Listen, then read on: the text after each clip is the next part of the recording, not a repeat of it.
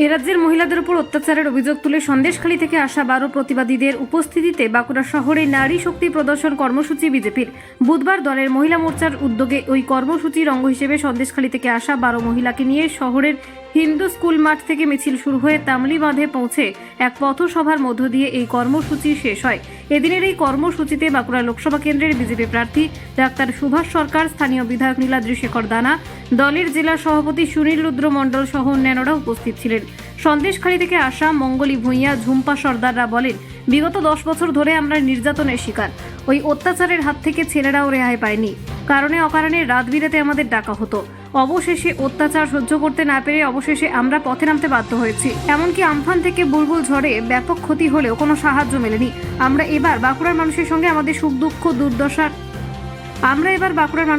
আমাদের দুঃখ দুর্দশার কথা ভাগ করে নিতে এসেছি। তারা বাঁকুড়া যেন সন্দেশখালী না হয় সেটাই চাইছেন বলে তারা জানান। বিজেপি প্রার্থী ডাক্তার সুভাষ সরকার বলেন, সন্দেশখালীর নির্যাতিতাদের নেতৃত্বে বাঁকুড়ার মহিলারা এই মিছিলে অংশ নিয়েছেন। নারী শক্তির সঙ্গে মোদিজি আছেন। এ রাজ্যের আর কোথাও যেন শাহজাহান না তৈরি হয় সেই বার্তাই এদিন দেওয়া হয়েছে বলে তিনি জানান।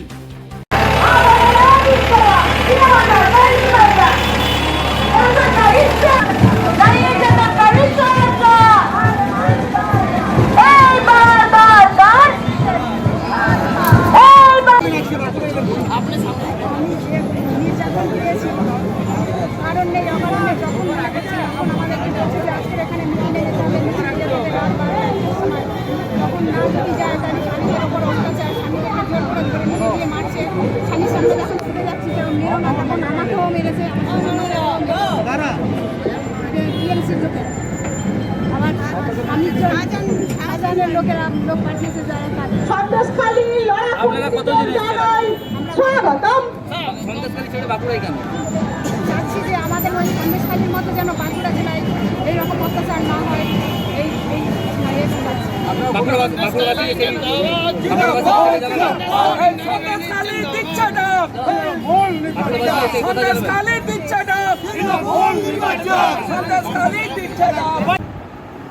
কংগ্রেস এবং ইন্ডি জোট, যার মধ্যে তৃণমূল কংগ্রেস আছে, পরিষ্কার মানে সংখ্যালঘু তোষণে নেমে গেছে।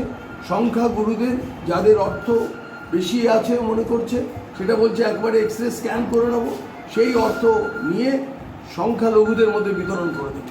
এসসি এসটি ওবিসির পার্সেন্টেজ বাড়িয়ে সেখান থেকে তাদের অংশ ছিনিয়ে নিয়ে সংখ্যালঘুদের রিজার্ভেশন দিয়ে দেওয়া হবে।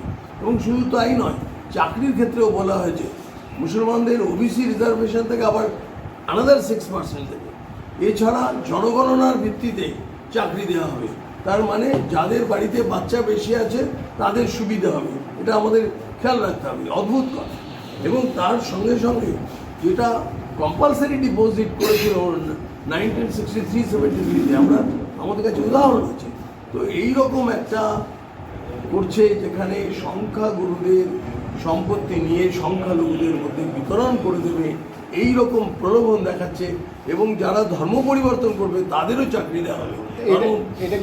এটা ওরা সংকল্প পত্রে বলেছে, ম্যানিফেস্টোতে বলেছে ইন্ডি জোট, এবং তাকে তৃণমূল কংগ্রেসও সমর্থন করছে। এটা অত্যন্ত নিন্দনীয় এবং সমাজের সার্বভৌমত্ব, সামঞ্জস্য সমস্ত ভেঙে দেওয়ার পরিকল্পনা। নিঃসন্দেহে দেখি মুসলিম ভোট টানার জন্য, পরিষ্কারভাবে মুসলিম ভোট টানার জন্যই করছে। কোথায়, কখন, কোন জায়গায় বলেছেন তো, মহারাষ্ট্রে বলেছে। ম্যানিফেস্টো যখন ঘোষণা করে তখন রাহুল গান্ধী নিজে বলেছে যে আমি একেবারে এক্সরে করে নেব। তাছাড়া তেলেঙ্গানাতে বলেছে, আর লাগাতার বলছে।